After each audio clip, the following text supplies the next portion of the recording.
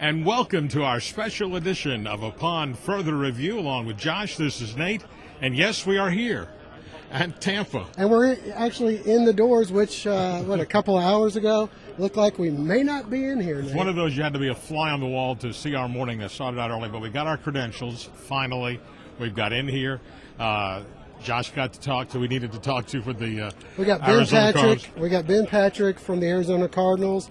Just as he was about to leave, I grabbed him. Very good. I mean, I was very impressed. I appreciate that. You know, because the running you had me do this morning, I'm pretty good on my treadmill normally. I was going to say, Nate, I was worried about you. Well, you should be. But anyway, you did a good job. And all the media was coming up the stairs. So we're in the stadium. Except for one. I said, get down there and try them. So anyway, you grabbed him. Forgive the sweat here. So we'll have him also on our show. Of course, Josh is doing some work for WSAV.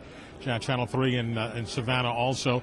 And we had a little more time to catch up with your Pittsburgh Steeler, Nick Eason. That's right, Nick Eason. Boy, I hadn't really had a chance to talk with him much. He's a cut-up. He was dancing the mariachi. He was singing. He was... they were talking to him about... Quite an entertainer. About, would he be...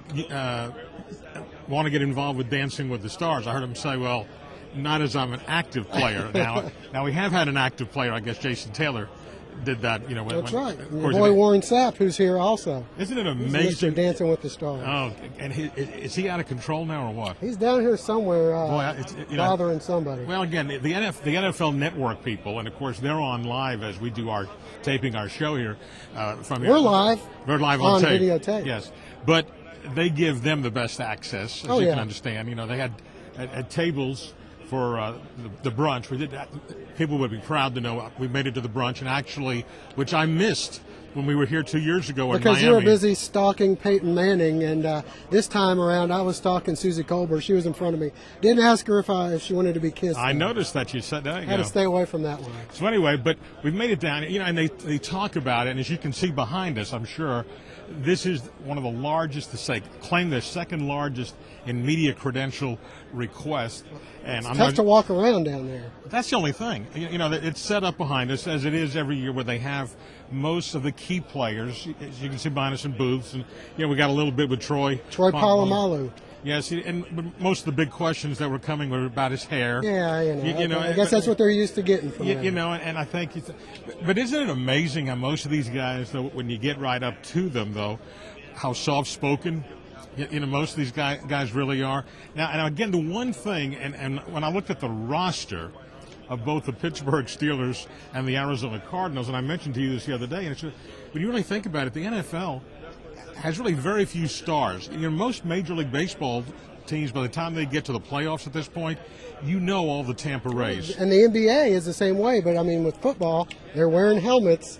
And unless you watch a lot of the NFL Network, and besides the stars, you really don't know a lot of the defensive tackles other than like Albert Hainsworth. And there's a couple guys, the offensive linemen, you don't know much about them. Because the skill players. Ben Roethlisberger, he's set up shortly behind us. Hines quite a Ward, crowd behind him. Right, and Hines Ward, everybody wants to know how he's doing. Now, Santonio Holmes was actually sitting in the seats out here. I was a little surprised they didn't have him down there. Heath Miller was also the tight end sitting out in the seat. And of course, they don't put their numbers. They just have the number where they're going to be at, their position out there. But, this whole thing, and as you talk to several of the people, I find it funny, people asking, how many of these have you been to now, right? Yeah. Two.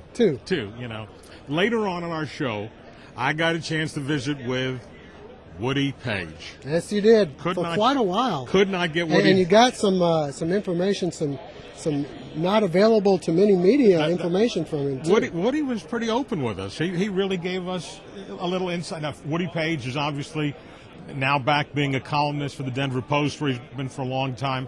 He had left the Post and had gone to work in New York with the ESPN, where they have the Cold Pizza Show, which is now First Take.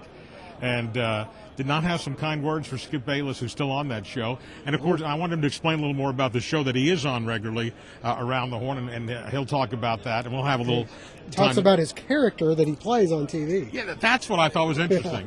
That's right. We're going to come back and talk more here from the Super Bowl in Tampa when we come back in a moment on Upon Further Review.